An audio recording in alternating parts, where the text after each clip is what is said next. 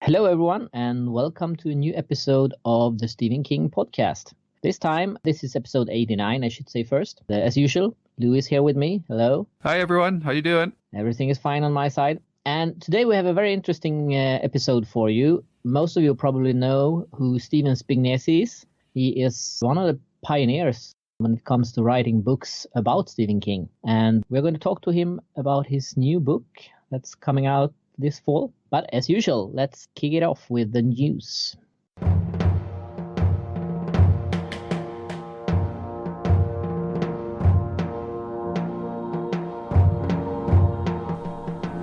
Welcome, welcome. Do not fear the door that lies before you. We will protect you. We are your guides, Hans and Lou, and we will give you the latest in Stephen King news. But before we do so, you must prove yourself worthy. You must open the door and join us in the death room.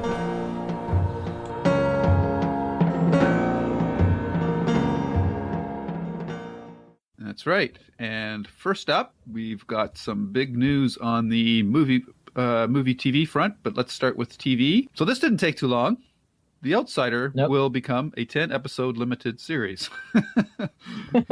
So yeah, what can we say? Media Rights Capital plans a 10-episode limited series based on The Outsider. And Richard Price will write the series. And Jack Bender, who is associated with the Mr. Mercedes series, is part of the executive team producing it. Bender's also going to be, possibly could direct the pilot for The Outsiders. So... Yep. And King may join as an executive producer, which is a pretty broad umbrella term. It could mean that he just allows his name to be displayed on the series, but he might have some creative input too. I don't know. I tend to believe he'll be pretty hands off, but we'll see. But we don't. The only thing we don't know really, we don't know a lot, but we don't know who's going to start it and whatnot. But we don't even know where it's going to be aired yet. So no. Whether it's going to be a streaming service or on a network or whatever. So cable, we'll have to see. Yep.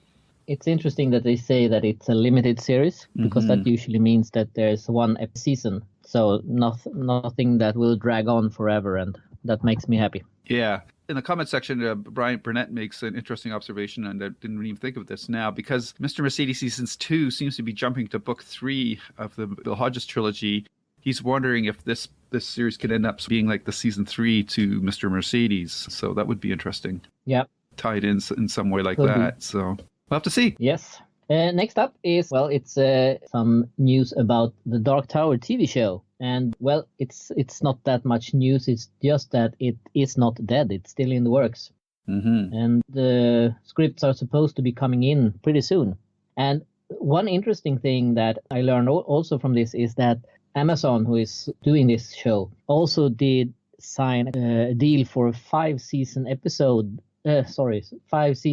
deal for Lord of the Rings. All right. So I think that would be a great deal if they could do something similar with the Dark Tower, that they sign for multiple seasons from the start, because then when the filmmaker or the TV show maker will know that they have a couple of seasons to tell the story, and they don't have to tell everything in the first season in case they don't get to go back. But so I think that would show real good commitment. I think so. Hopefully we'll hear something similar to that for the Dark Tower as well. Yeah, I'm guessing, though, based on the reception the movie got, that they'll be a little more cautious with this as opposed to Lord of the Rings. I think they'll probably just give it a initial season order and then see how it goes from there. But hopefully once the first season's, if and when it gets done, is of such a quality that they'll just say, okay, now we're going to give it like a 4-season renewal or extension or whatever, so that they can do all the books or whatnot. So, but we'll have to see.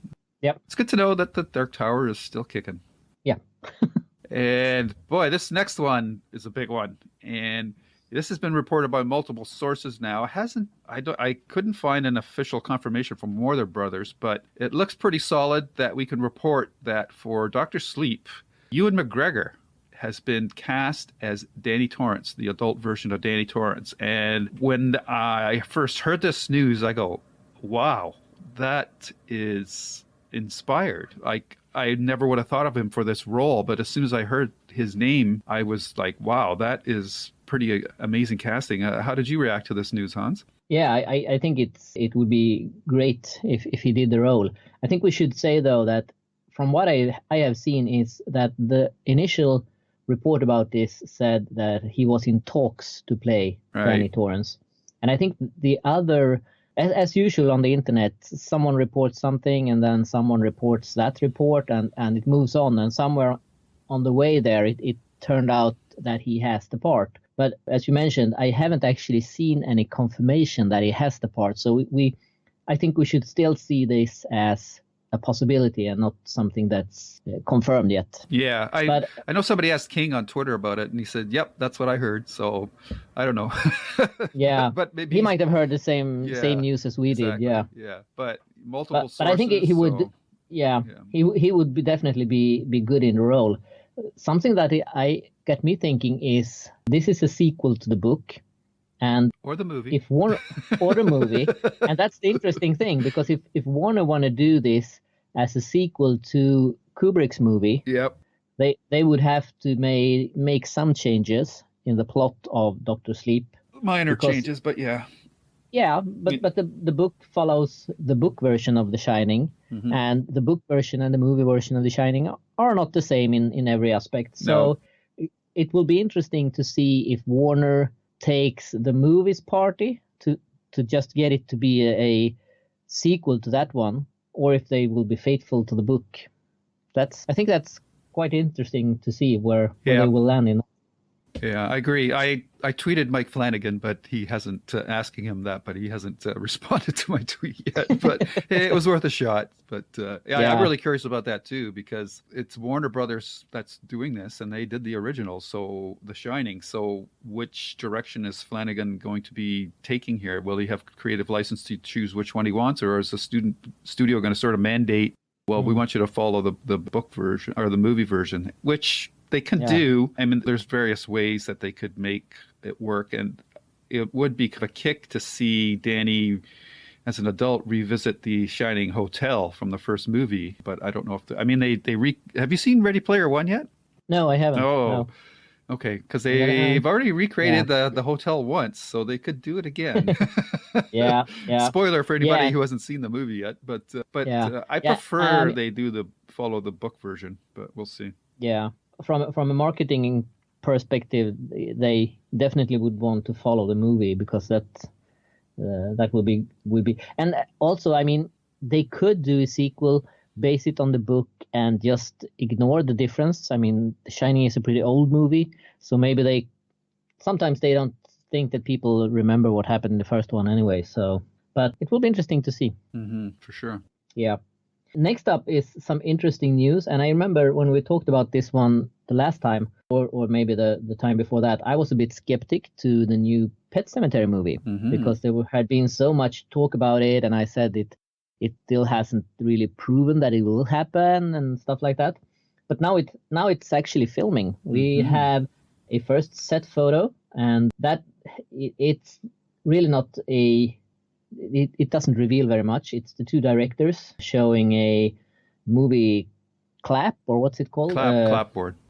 Yeah, with Pet Sematary and the illustration from the classic book covers and day one. So they are definitely shooting the movie now, which is great. And they also revealed who would play the kids. Yep.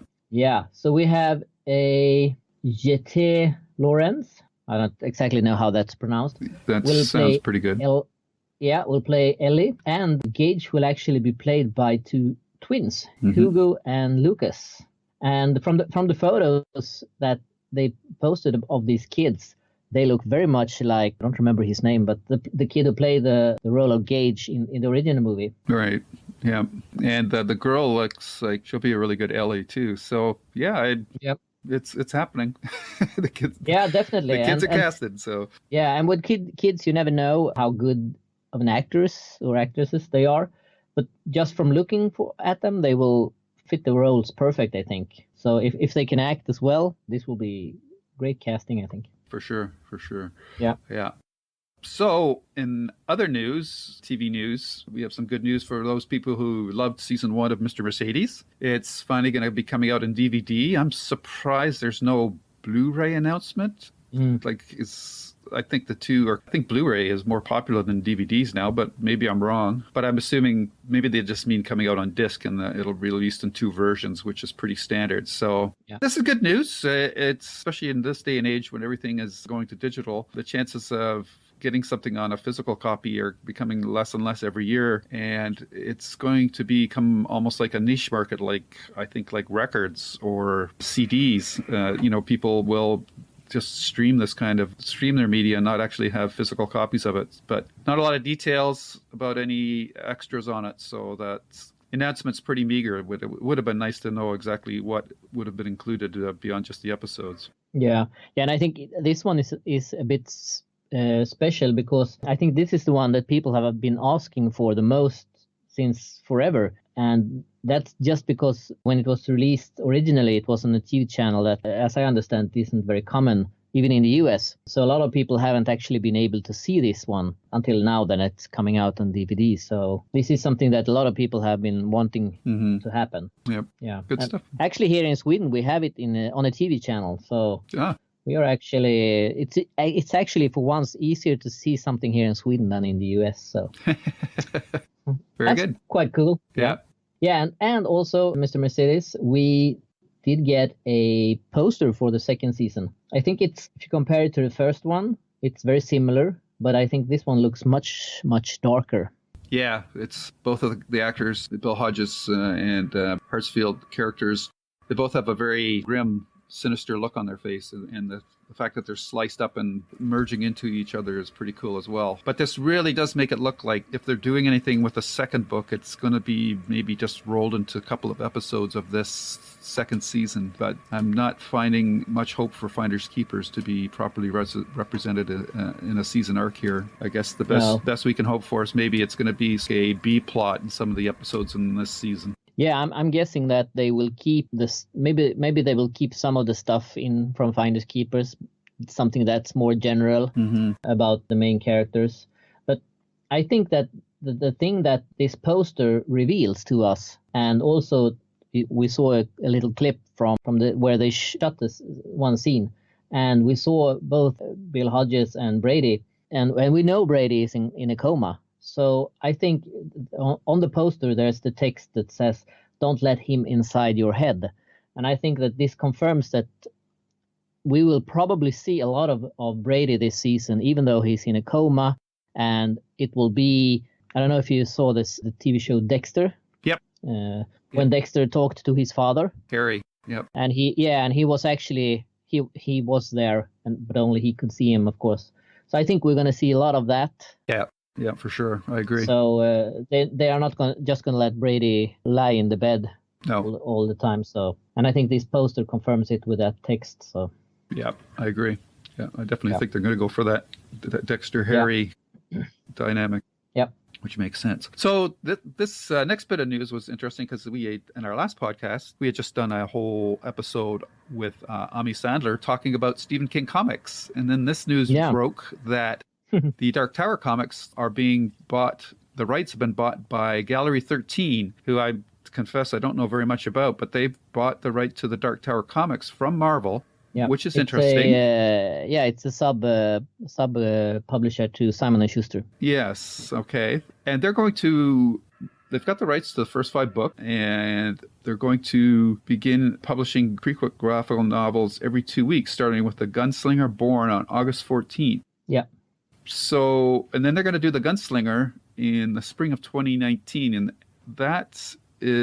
those are just reprints of existing books. So, curious as to why they're reprinting those books. I guess that's part of the deal, maybe. But there's a lot of unanswered questions here. Are they going to start printing their own books, and who's involved with it if they're doing that? Why did they decide to acquire the rights in the first place? Is it because they think that the TV series is a happening thing, that this property is going to, as a comic, is going to be acquire new value because of that? So there's a lot of unanswered questions here, but it's interesting that the Gallery 13 has decided to acquire the rights to these comics, and it's also interesting that Marvel decided to let them go. So a lot of unanswered questions here. Yeah, and I think that since they are a part of Simon & Schuster, I think there's one side that they want to have the rights to as many of King's publication as possible. I also think that they want to redo this, and I think that they will succeed better than Marvel did, because as we talked about last time when we talked about comics, if you get them all in one, and you can read them in one sitting if you want, I think that will make them more successful than releasing a new new issue every second week or once a month or whatever. So I think that this will, I think they will actually sell. I think so. And they might also be taking a chance now that the TV show is supposed to happen. And if it will happen, this will definitely be more sought after, I think. What's also interesting is, if I remember correctly, there's also a comic adaptation of the second book, which isn't included in this deal. So that would mean that Marvel still owns the rights to that one. So we will have to wait and see what happens with that one. Right. And I think they would want to own that one before getting any new material out. Mm-hmm. Yep. Yeah. One question that we got answered is, when is the premiere of Castle Rock, the TV show? And of course, we thought it would be July 25th, as announced, but the first episode will actually be shown at Comic-Con, which takes place in San Diego, July 19 to July 22nd. And there they will have a panel. I don't think they have released who will actually be in the panel for sure yet, but they will air the first episode. So those people who are there will actually see it a couple of days before the rest of us. Right. Yeah, it does mention that Sissy Spacek, Bill Skarsgård, Melanie Linsky will be there, plus others, but they don't say who they are. Andre Holland, the star of the series, is not 100% confirmed. There might be a scheduling conflicts, but definitely King. I would be very surprised if King showed up for San Diego Comic-Con, but you never know. Yeah. Oh, yeah, you're right. And they also mentioned that J.J. Abrams might be present through video link. Right. Right. So that's exciting. Just in the afterglow of reading The Outsider, now we're looking forward to Castle Rock, which we've been talking about for over a year now. So it's getting close. Time flies. So I'm looking forward to this. It looks promising. Same here. And the Comic-Con is one of those things that I have always said I wanted to go to. So one day I'm going to be there. All right. Not this year though, but someday. Mm-hmm. And we have more It casting news. Some supporting role characters have been cast for Chapter 2. Xavier Dolan and Will Beinbrink, and they will be playing the roles of Adrian Mellon, and Binbrink will play Tom Rogan, Beverly's abusive husband. So that is interesting that the element of the story is going to be there. Yeah. We have some unanswered questions about who's going to be like Pennywise's henchman, but I don't know if that's going to be answered or not. We haven't seen any casting announcements about that yet. So, because it looked like in the first movie that the character died falling down the well, but until you actually see, like I said, if you don't see a headshot, then you then you can't rule out the character not being dead. So that'll be interesting. Yeah, and also we can mention that we talked last time about the confirmation of the grown actors. Yes. For the Losers Club, and as it now seems that those we mentioned actually are confirmed one way or the other. So we have the adult cast now. Yeah. Yeah. So and shooting has started, right? I believe so. I know there was Instagram pictures with some of the James McAvoy and Jessica Chastain.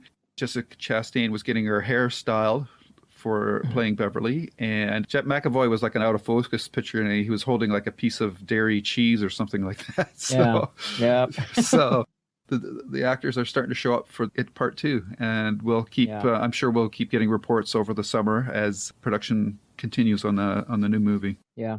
One lead and one recommendation to everyone who's interested is to actually go to Instagram and look up the official It movie account, and then check out who they are following, because they are only following people involved in the movie. So a lot of the casting, I think, could be revealed that way throughout as they get cast. So that could be a good place to keep an eye out. Yeah, there's so many social media things nowadays. It's hard to keep track of them all. And I really don't follow Instagram on that unless there's pictures from some of the actors from some of these productions. But I try to get it mostly through Twitter, but occasionally these do pop up and you have to go there to look at them. So that's cool. Yeah, they have a tendency to spread all over as well. Once they're posted in one place. And a lot of actors or people in the public are shying away from Twitter because there's been a lot of negative reactions going on and whatnot, unfortunately. So they go into the less popular platforms, but it's always cool to get these insights. So yeah, looking forward to what they're going to do with this movie for sure. Yeah. Okay, I think that is it for the news this time. That's it. Welcome to a very special interview with Stephen Spignesi. Did I say that right, Steve? You sure did. Awesome. And Stephen is one of the is a writer who's got over 60 books. He's done for Cinefantastique, Saturday Review, TV Guide, Mystery Scene, Gauntlet, a whole host of others. He's done several biographies or encyclopedias on Stephen King back in the 90s. And I see also that you participated in the A&E biography of Stephen King that aired in January, which I have on DVD, actually, and it's actually a really good documentary. So, Steve, you've got quite the storied history here. And if you can just give us a little background about yourself, expand on what I've said, and then sort of just roll it into your Stephen King roots. Sure, would love to. My first book was Mayberry, My Hometown, which was an Andy Griffith Show encyclopedia. And while I was working on that, I was reading more and more King, and I came up with the idea of doing a King encyclopedia on the people, places, and things in King's fiction. Now, what I was very naive about was thinking it would be as easy to do as I did with the 249 episodes of the Andy Griffith Show. Well, long story short, it took 5 years with an assistant to take notes on everything King had written and to conduct like 30 interviews and do a complete Castle Rock index and major feature called How King Kills and a bunch of indexes. And it ended up turning into this 800,000 word, 8.5 by 11 encyclopedia on King, and the publisher who did the Mayberry encyclopedia did that. And then we sold trade rights to Contemporary Books, and they did a trade paperback and a hardcover. While I was working on that, I had all this data, all this research, all this material, and I came up with the idea of the Stephen King quiz book. And we talked to Penguin, who had been publishing King at that point, and they liked the idea. So I was able to spin off and do 2 King quiz books based on the research I was doing with the encyclopedia. And then several years went by, and I decided I wanted to do the lost work of Stephen King, which looked at rarities, because I had been accumulating, assembling, collecting from many people in the community. And King himself sent me Slade when I was working on the encyclopedia. And I said, there's an awful lot of writing by King that fans just don't know about, including some nonfiction mainstream stuff that just never makes it into the conversation about King. King was known primarily for his bestsellers, his new novels, his short story collections, and the movies.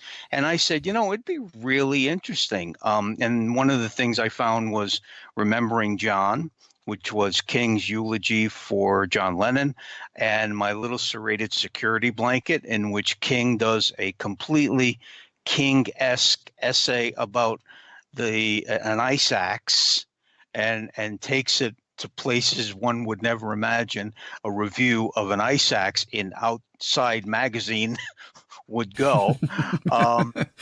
And I ended up with about 75 chapters in that book about rarities and so forth. And then time passed, and I decided to do the Essential Stephen King, which is a ranking, solely my opinion, of King's 100 greatest works. And at the time I did that, I don't know, I came up with a bibliography of 700, 800, 900 items that had to be read and reviewed. And I found out, novels, novellas, and short stories, nonfiction seemed to be the way it kind of shook out. And then 17 years passed. and I decided that there was so much more to cover, and there was so many accolades for King's work. He's pigeonholed sort of as a horror writer, but he's much, much more than that. And I've been saying that since the 80s, that he's writing literature. And, the occult, the supernatural, horror themes. We've had Edgar Allan Poe. Joyce Carol Oates writes what can be considered classic horror at times. Mm-hmm. The fact, what proves that King is more than just a horror writer. I mean, he won the National Medal of Arts. He's won National Book Award. He won the O. Henry Award. I mean, there's this long list of awards and acknowledgments of the literary significance of his work. And so the new book, I start off with a long essay called Scare Stories that I wrote to kind of acknowledge the literary significance of his work, and I cite examples from some of his best work, some of his best writing, where you just step back as a writer. There have been moments where I've stepped back and said, "Wow, that is a gloriously written line. That is beautiful." So I felt that it was time, but I didn't want to just do like an encyclopedia or a nonfiction book. I wanted it to be fun. And I think this book will appeal to a lot of people because it's a reading book. It's a browsing book. You can flip through it, look stuff up. You can read the essays and learn about King. Like Bev Vincent wrote a great piece called "Will People Still Be Reading Stephen King in 2068?" Robin Firth wrote "Regret and Redemption" in The Gunslinger, 10,000-word essay. Stan Weotter, 13 Stephen King books you must have on a desert island. Our friend Hans wrote "Being a Stephen King Fan, Not Easy, but oh, so rewarding." Right. Does a great piece, so awesome. Trying for something a little different this time. Right. And this new book, Stephen King, American Master, is how big is it going to be? It sounds like you got a lot of stuff in there. Yeah, you're right. It's about 110,000 words right now, which is probably going to be, I don't know, 350 in book form. The publisher did not want an 800,000 word book. Right. So we agreed on 100,000 or so, and then kind of went over that a little bit, which I don't know plays out to maybe 350 in 6.5 by 9 or 7 by 10, whatever size it comes out to. Okay, and will it be illustrated pictures or both? Yeah, there's going to be 40 or 50 photographs, mostly taken by my girlfriend Valerie, who is also interviewed in the book. She talks about having a white satin jacket with hand-stitched illustration of the rock bottom remainders on the back of it, She had two of them made, one for King and one for her. And I interview her in the book about that, and she took all the photographs, many of which are from King's childhood, the school he attended, the inspiration for Salem's Lot. I mean, there's a lot of pictures, and then there's going to be a signed limited edition done by the Overlook Connection Press, and apparently that's going to have additional art in it. And have a bunch of, kind of extras that are going to be, make up the book. So yeah, it's going to be illustrated, and the photos. Matter of fact, when King lived in England for a while, when he was starting to write a novel called Whimsy, and there's a picture of the house he lived in. So there is that kind of obsessive fan service that I've always been intrigued by, seeing the house he grew up in, seeing the house he lived in London. Val found a picture of a truck that anyone who knows King, especially his Skeleton Crew collection, would look at it and say, that's Uncle Otto's truck. And of course it's not, but it really could be. So there's a lot of fun things like that in there as well. All right. And I'm hoping the book will be available through Amazon as well as other venues. Permuted Press, is doing the trade edition, and that's going to be Amazon, Barnes & Noble, Main Street, just regular bookstores. And then the Overlook Connection Press is doing the limited, and that'll be available from the Overlook Connection Press. And what's your tentative, or do you have a fixed publishing date yet? They're talking about October 11th. Okay, wow. So that's not too far away then. That's good, because the reason I asked that is because, like, for myself and Hans, we're both outside the U.S., so a lot of times, if it's something that's just limited to the States, shipping costs can be so horrendous. Often they're more than what the book costs, which is just like, a real deterrent to buying a lot of these things. But I'm glad to hear that your book's going to be available through Amazon and some of the other online stuff. It will.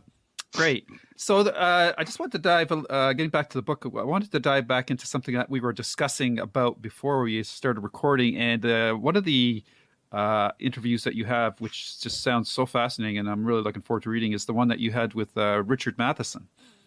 Yes. I interviewed Richard Matheson back in the mid-'80s, when King it was just huge, and he was repeatedly in interviews acknowledging the influence of Richard Matheson on his work. And I said, how does Richard Matheson feel about this? What does he think about this? What does he think about Stephen King's work?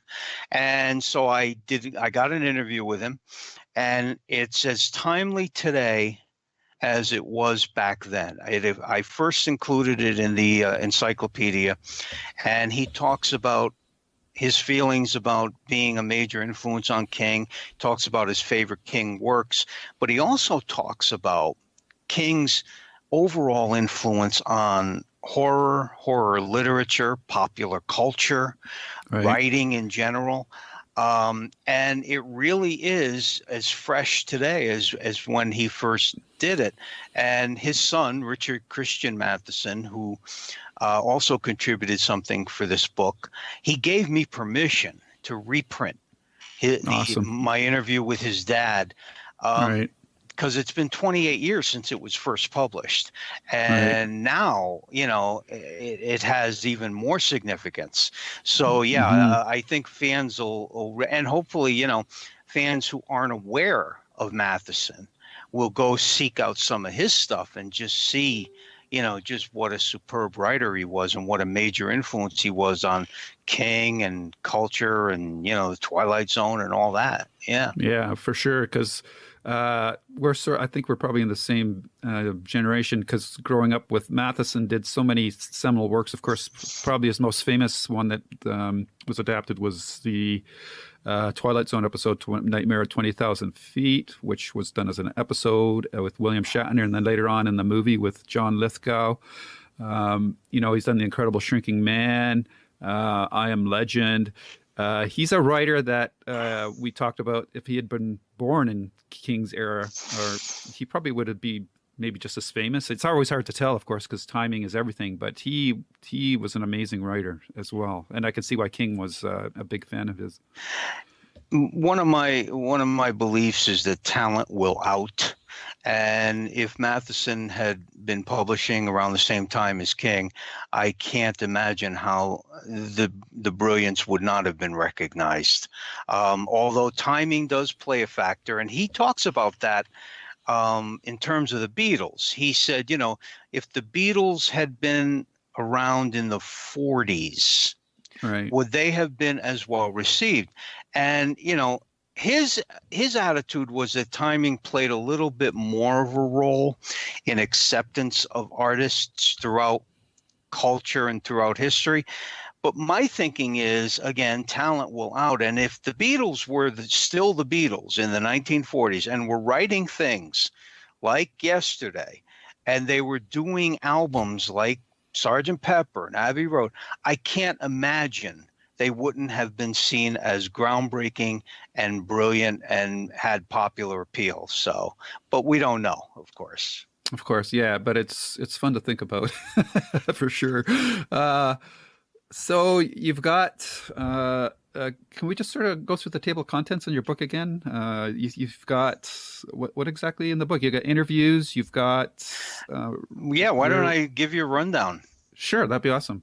Well, the introduction is Pulling Back the Sheet, and that's by me, and it's about what we're talking about. That my first King book, The Shape Under the Sheet, the King Encyclopedia, how that came about, and what happened with that, and then I move into an essay called Scarce Stories: Reconsidering America's Most Popular Writer, by myself also, and that's more of a look at the literary merit of his work with citations from just brilliant passages in his writing, both fiction and nonfiction, beautiful lines from his poetry, just really, really fine writing that, because of the persona of being America's boogeyman may get overlooked, and which I've always tried to call attention to.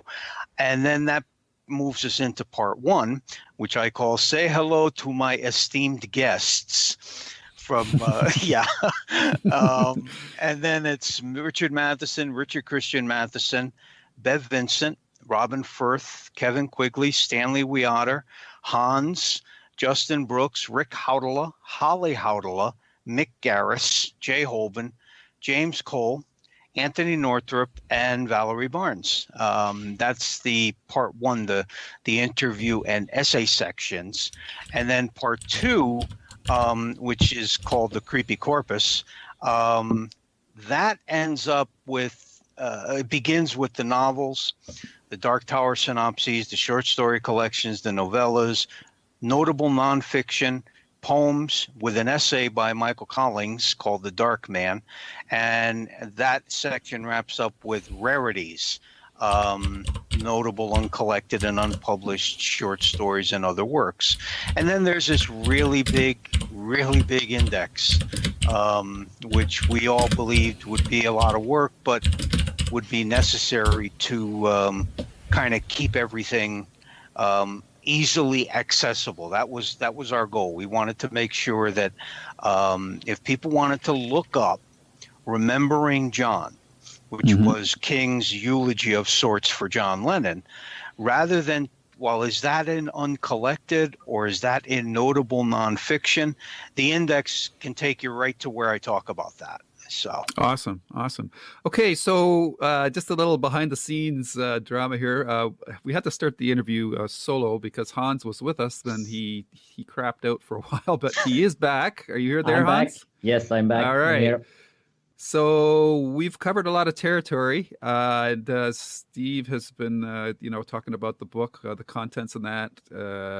Talked a little bit about all the interviews that are on there. So it might be difficult for you to come up with new questions, but if there's anything that you wanted to ask, now's a good time to do it. Well, I don't know what you covered really, so we might have to cut this a little bit when we edit Sure. it.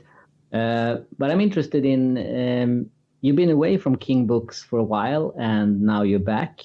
What made you come back to do a book about King? Well, I had been writing full time since the last King book came out, The Essential Stephen King. And then I was teaching at the University of New Haven for 10 years. And I was doing the Dummies books. You've all heard of the For Dummies books. I've written 4 of them. I did a bunch of books on the presidents, and all the while reading King, but not really doing much in terms of conceptualizing a book idea or so forth. And then I realized, The Essential Stephen King came out 17 years ago. And that was my last Stephen King book. And now, he's 70, he's going to be 71 in September. He's just turning out so much work. He won the National Medal of Art. President Obama presented that, won the National Book Award. He's been so prolific, and the literary merit of his work has been more and more and more acknowledged. So I decided I did want to do something, but I wanted to craft a book, structure a book that would be kind of a hybrid of a reading book and a browsing book. So part 1, which I just listed the table of contents for Lou, is interviews and essays. And part 2 is kind of like a bullet point overview of King's complete body of work, including notable nonfiction, uncollected, unpublished stuff. Because, Stephen King is one of the very, very, very few writers who has achieved what I call the trinity or the trilogy of popular success, in that he has appealed to a popular audience. Of course, he's a bestseller. He has appealed to collectors, as you know, from all of the limiteds and signed editions and special illustrated editions. And he also has appeal to the academic. And there's very few writers who have ever achieved all 3. John Steinbeck was probably the last one who had popular, collector, and academic. Hemingway almost, but King has consistently appealed across the board to all 3. In academia, his stuff is assigned to high school classes. I've taught courses at the University of New Haven on Stephen King's work in my composition and literature curriculum. And then, of course, popular, paperback and hardcover bestsellers constantly. And so, that's not an easy thing to achieve. How many horror writers, legal thriller writers, suspense writers have those 3 components to their popularity? Almost none. And so I just felt that the time was right. I had just done a book on, I had just done 3 or 4 books about a wide array of subjects. But I said, I really do want to get back into King. And I have an editor friend at Permuted Press, and we talked about it. And what we were really focused on was making sure it was a little bit different. It wasn't so single focused the way my other King books were. Lost Work, Essential, which was a ranking, Encyclopedia, quiz books. Those are very specifically focused on one aspect of King's work.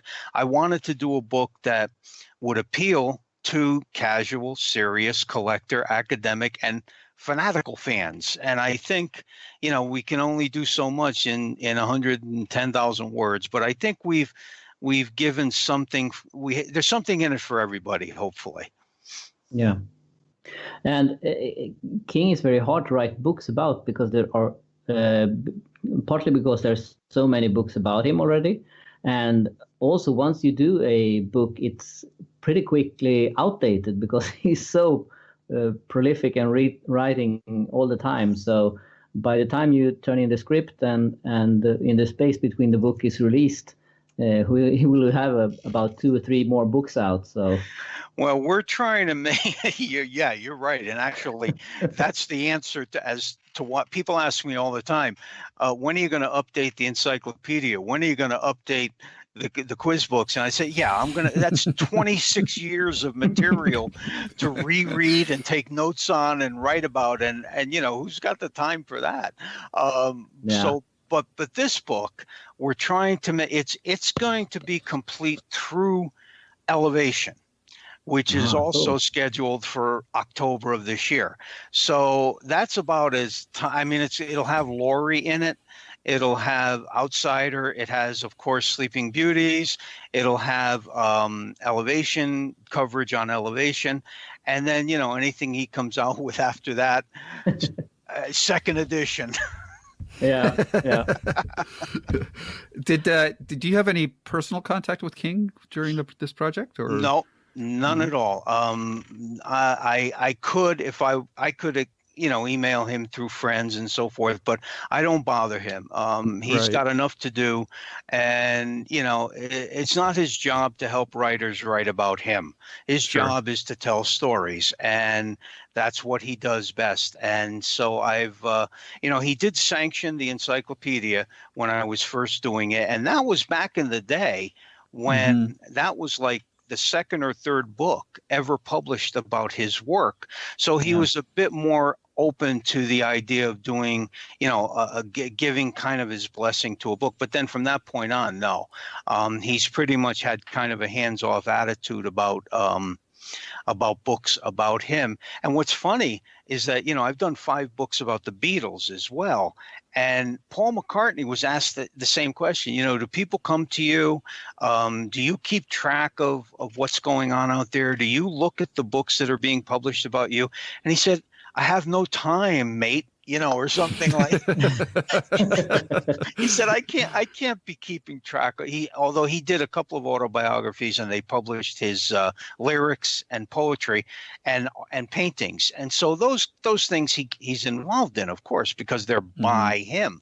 But books about him, there's thousands of them, and there's hundreds of books about King, and so I completely respect that he's just got to do his thing and not be bothered by people like me wanting to ask him the same questions he's been asked a million times. So I focus on the work. I've always been kind of proud that there's some biographical material in my books about him, but mostly about how his life relates to his work.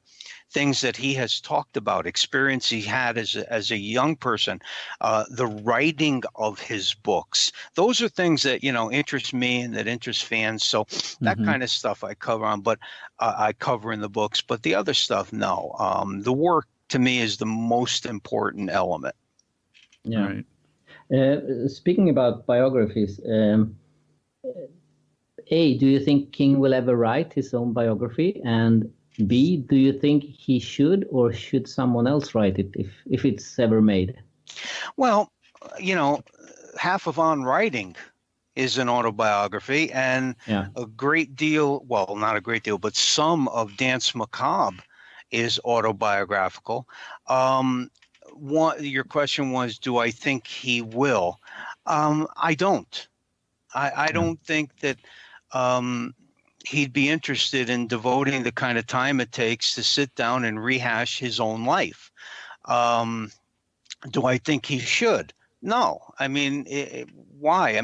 If you love his work, that should be enough. And that's why I'm always emphasizing that the work is notable. It's lasting. It's important. And, the biographical stuff is it's secondary to that. And writers, as a matter of fact, I have a friend who was going to do a biography of George R.R. Martin, and he talked to him about it. And George Martin said, come on, a writer's life, we sit in a chair.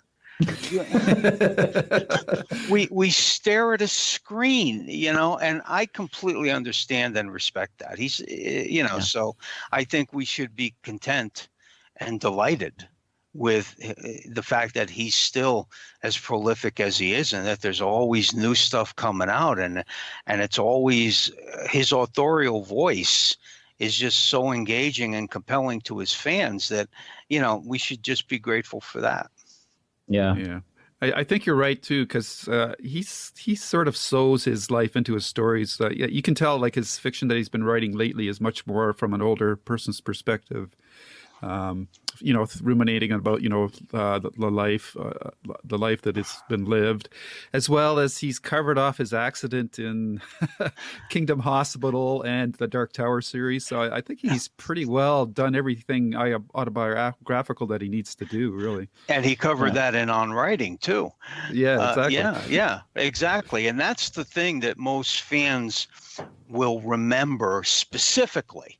If you ask them about, what were the memorable moments in the life of Stephen King, other than all his publications, they might say, oh, wait a minute, wasn't he in an accident? And, I do illustrated lectures on my King books at libraries and stuff. And very few remember, that he was an English teacher or that he worked in a laundromat. But they remember the accident. They remember the accident. Didn't he almost get killed in an accident? And, we talk about that. And so, yeah, I agree with you that he's written Kingdom Hospital, On Writing, and the Dark Tower. He covers what people remember about a horrible moment in his life. And in On Writing, he also goes through a lot of other personal stuff, more so than we should expect. And he was very frank about incidents in his life. And so something, I'll take the short stories and the novels and the plays and everything and the nonfiction. That's enough for me anyway. Yeah, and we all know that he always talks about how Tabitha saved Carrie from the garbage can for him too. So imagine that. Yeah. Carrie was thrown away, and that just speaks volumes too. As to when he won the National Book Award, he had pneumonia. From what I recall reading, and his speech is online. You can look it up on YouTube, and I mean, almost the whole speech was his praising of Tabitha. Mm-hmm. And that was so moving. It really was, because he acknowledged, once again, influence. Matheson influenced his narrative style, but Tabitha influenced him as a man, as a writer, gave him a life. And he is the type of man who is happy to acknowledge that, which is just terrific. It's wonderful. And that's why his kids are so great too. They're just so nice people, Yeah. Do you have a lot of contact with King fans? I mean, you are one of the pioneers when it comes to writing books about King. I mean, it was you and George Beam who were the first to write about him, right? Yes, we were. And actually, his first book, The Stephen King Companion, and my first King book, The King Encyclopedia, were both published at the same time. And I don't know how we ended up introduced to each other. Someone told me, there's this guy, George Beam, who's writing a book about King, and we actually talked and met each other. We're now dear friends, and it was kind of funny that, he and I were both doing King books at the same time, and they were totally different. They couldn't have been more different. And I always looked at that as evidence that, King is a real source of just incredible writing, and there's a lot to say about Stephen King's work. And so this is what we had in common. He's done several over the years. I've done several. And your question, do I hear from King fans? Yeah, especially I'm a member of all the King Facebook groups. And in fact, just today, before we talked, someone posted in one of the King Facebook groups a big picture of my encyclopedia in paperback that they had bought for $4. And They said, I just found this at a used book sale. I'd never heard of it before. Is it any good? And so I commented, well, I hope you like it.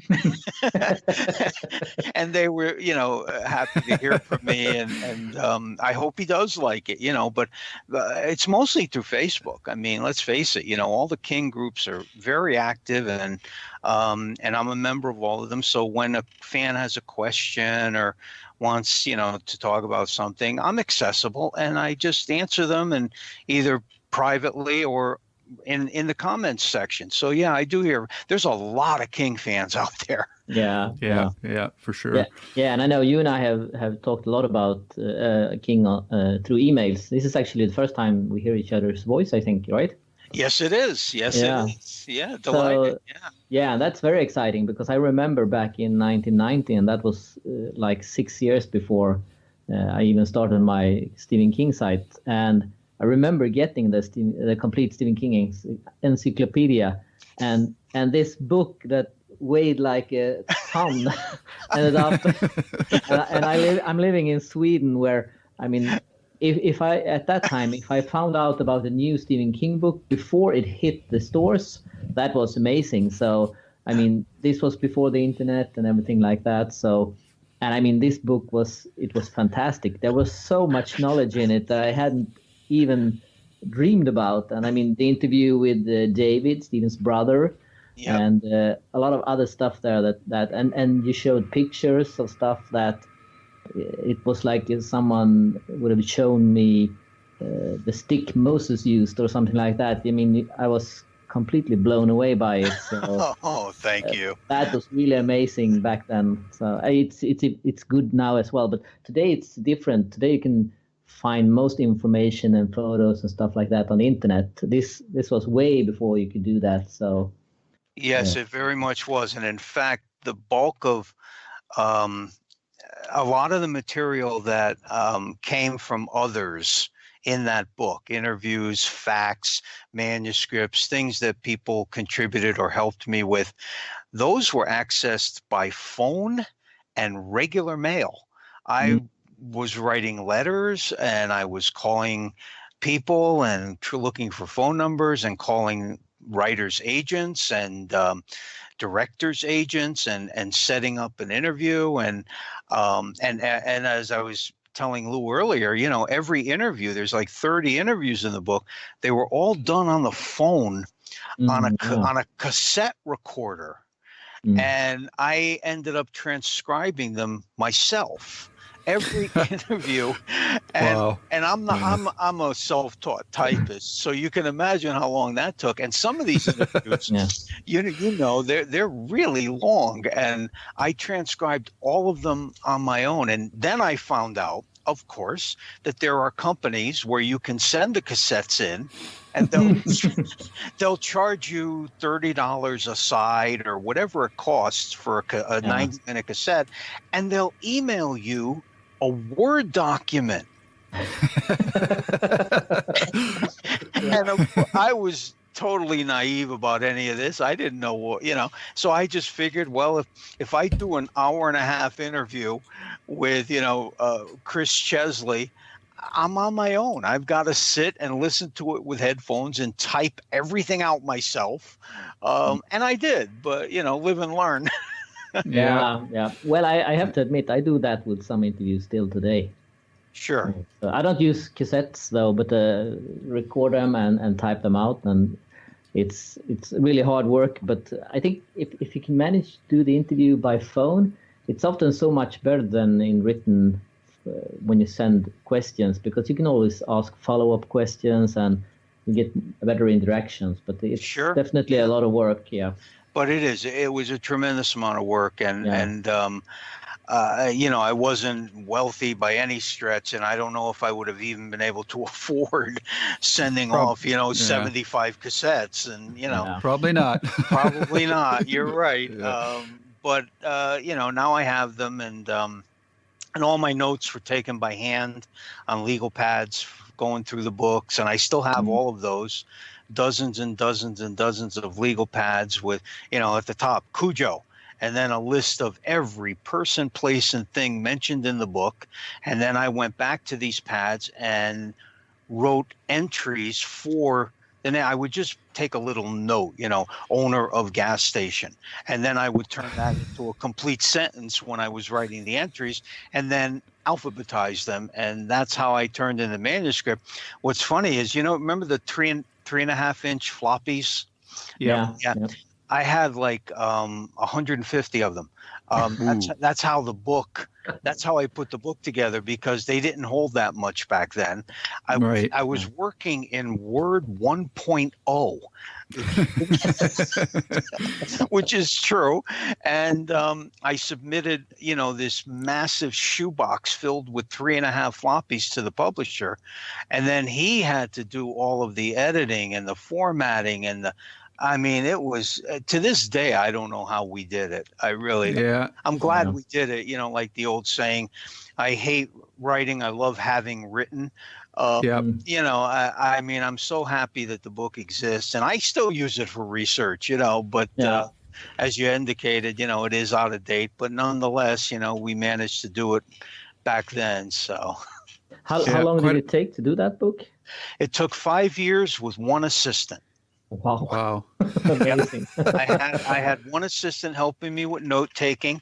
I did all the typing and the interviewing and all the writing and all the questions and all the entries. I did all that writing. And it took 5 years of, I won't say full time because I was doing other stuff at the time, but I would say a good 25 to 35 hours a week or more I put into that for 5 solid years. And I had the contract because the publisher who did the Mayberry book said, yeah, I'll do it.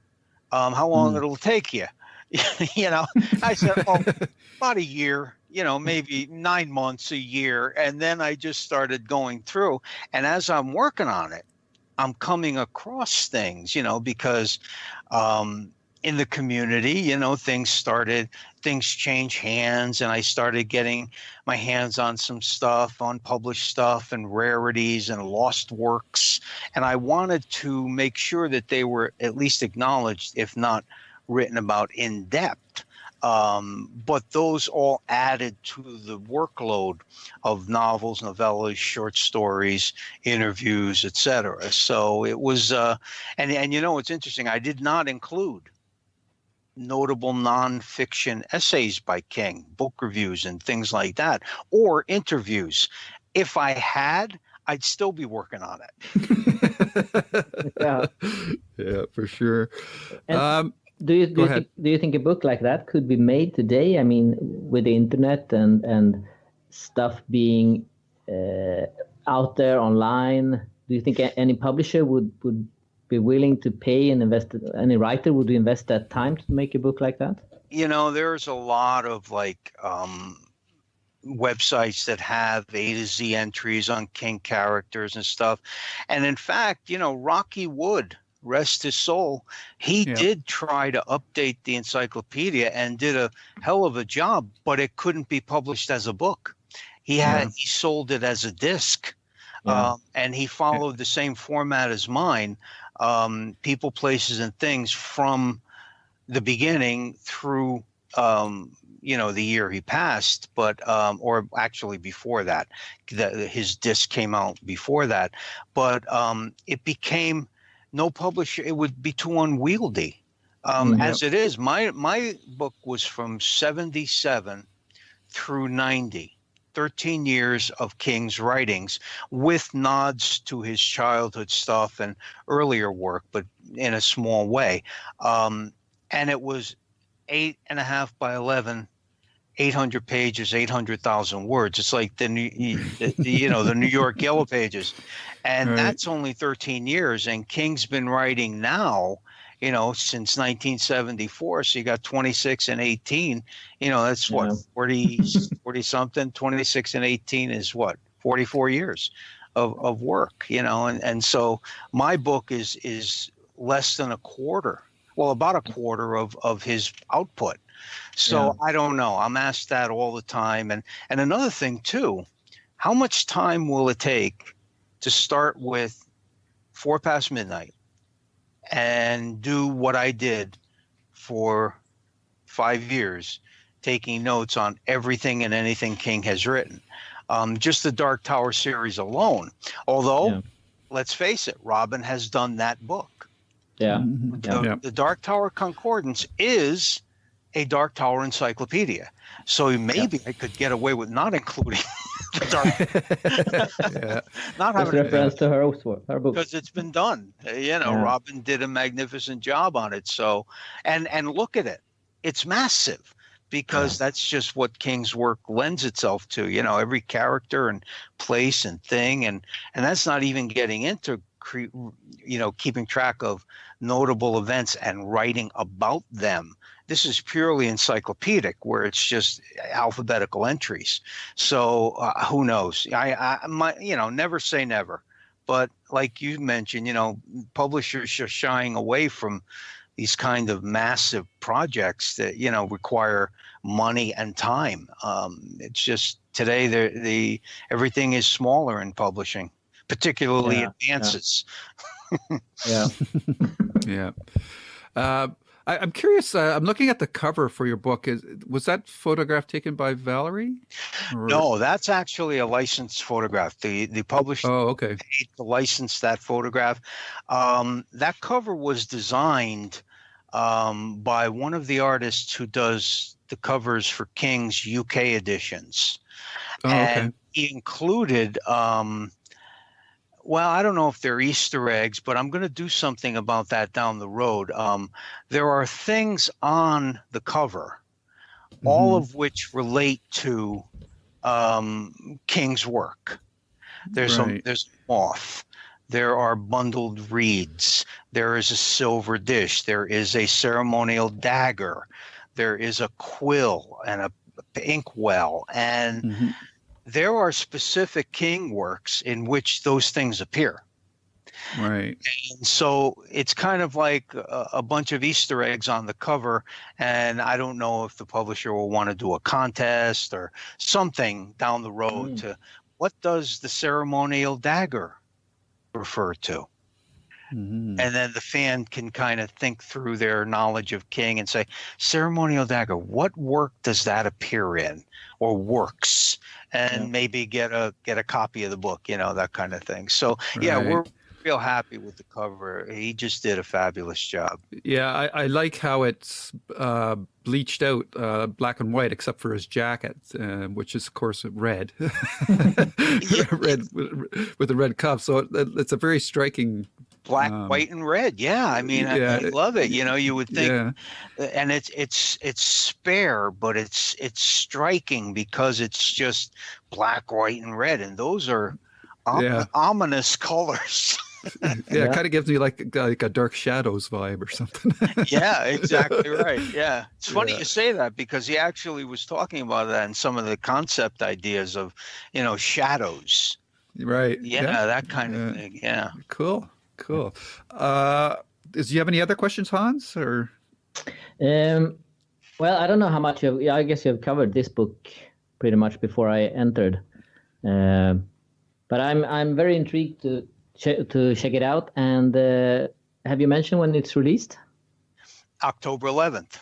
October 11th. It's time for Halloween. Yeah. The trade and the limited are hopefully both be out around the same time. The limited will be from Overlook Connection Press. Yep. And Dave has hired an artist to be revealed later to do a completely different cover and possibly some interior work. And that'll be a special edition. He's got a bunch of ideas, case bound and maybe a bookmark. It's up to him. It's his book. The Permuted Press edition will probably be a trade paperback, or they may do a small run of the hardcover and then trade papers as well. I don't know. That's up to them, but they're both shooting for October. Right. Great. Cool. Well, if you need any help with publishing in international markets, you should talk to Hans, because he's having a pretty good run of luck with his book. It's funny. We're already, the publisher is already starting to get calls about translation rights. Cool. Yeah, and a lot of my stuff has been translated, and I always say the same thing. I just hope it's accurate because I don't Yeah. read Japanese or Portuguese, and, Yeah. Farsi. Actually, one of my books was published in Pakistan. Oh. Yeah, and a red leather edition with the thin Bible paper, Yeah. and it read from back to front because that's how Mm. they publish books over there, and it's Yeah. in Farsi. And I got a copy, and of course it's Greek to me. And so I've always been really intrigued by the translated editions of my stuff, and I'm hopeful that whether it's French or German or Italian, whatever, that it's accurate. Yeah. Yeah, it's interesting, and I collect King's books, one in each language he's been translated to, and it's interesting to see how they treat the books and definitely the covers in different markets. What's selling in certain parts might not be selling at all in others, and stuff like that. So it's interesting to follow the same book around the world. It is, and it's interesting too in terms of writing. I have friends who that's their job. They just get hired to translate a book. They finish it, and then they get hired to translate another book, and they are professional translators, and that's all they do. And I thought, wow, that's an interesting job because you're the French expert, so you're going to get any book you're going to get, you have to translate into French. I'm just so impressed by how profoundly articulate they have to be in both languages to, like Hans, like you were saying, to get it right, to follow a phrase. How do you translate this phrase into French so that it captures exactly what, the writer intended? I'm sure King, has that question as well. His stuff is very nuanced and has a particular voice and a style. And so imagine having to be the German Stephen King, having to translate a book of his into German and make sure it retains all things King. Yeah. Yeah, and being a foreigner in that perspective is it's interesting to see, because as you mentioned, you can't just translate word for word. You have to translate meaning by meaning, and so that you get the meaning of what King is trying to say, but you might have to say it in totally different words to still get the same meaning in a different language. And that can definitely destroy a story if it's done wrong. So you are so right, because if they don't get the context, you end up with a Google Translate edition. Yep. And we've all seen what that does with text. Yeah. That's it's interesting, and I personally prefer to read in English. I think that even though most translators here are pretty good at catching the meaning of stuff, but I think that even though it's done good, I think you still lose a little bit of the author's voice when you translate it. I mean, Stephen King isn't supposed to speak Swedish, so when he does, it's well put. It does, and it's no disrespect to the translators. They do a great job, but I mean, you can't just make Stephen King Swedish. So right. Yeah, native language is the best. Right. Okay. All right. So, do we have anything else we want to add? I don't think so. Is there anything that we didn't ask you, Steve, that you would like to talk about or mention? You were pretty comprehensive. You asked questions, interesting questions, and I'm very grateful that you're interested enough in hearing my answers. That's always very flattering, and I appreciate it. And any questions that come up, feel free, email me. Although actually, I did have somebody ask me a question of all the uncollected and unpublished stuff that's out there. Have I ever had a favorite? Does anything ever strike me as I just love this? And I do have an answer. I thought I gave great thought to that. And the answer is a story I covered in Lost Work of Stephen King called Squad D, which is going to be published this year in Shivers 8 from Cemetery Dance. So it's no longer technically a lost work. But and I don't want to spoil it because there are people going to be reading this for the first time. But it's got a feel to it that just it moved me the first time I read it. And when the story plays out and we come to the ending, let me just put it this way. I think King fans will love this story. And it's, of all the unpublished and uncollected stuff that I've seen, that's my favorite. That's my favorite King short story. And I'm thrilled that it was originally written for Harlan Ellison's Dangerous Visions 3, Dangerous Visions 3, and it was somewhat rejected by Ellison. He wanted revisions made. King has talked about this, and so has Harlan. But long story short, the volume, the anthology never appeared, so we don't know if it would have ever been published in there anyway. But so it's just been in the background all these years. But now, you know, that it's Cemetery Dance and Rick Chismar is going to do it in Shivers 8. It's terrific. I'm glad that it's going to be out there and the fans can read it because it's very moving. And it's a really really compelling story. So that's a piece of trivia I thought I'd throw out there as we're wrapping up. Oh, very cool. Well, Steve, I really want to thank you again. There's a lot of behind the scenes stuff that went on that you were very gracious about, and I really appreciate you clearing your calendar for us today to talk about all this stuff. My pleasure. It was a fascinating discussion because you were able to give us a window back into where King was back in the, through the early years into the 90s. And it's great to see you coming back with a companion book at the other end of the window, or of the King's journey as a writer. And we don't know how many more years he's going to keep going, but we just keep our fingers crossed that there's going to be many more years. I mean, 2 more books this year. And I thought The Outsider was probably one of the best books he's written in the last 5 to 7 years, in my opinion. So I loved it. I loved it too. So really want to thank you. You're a name that I've heard for a long time, and it's great that this opportunity came up to talk to you. And I just want to thank you for everything you've done for the King community. Well, thank you, both of you guys, for actually right back at you for everything that you've done to support the King community and the fans. I mean, we're all very grateful.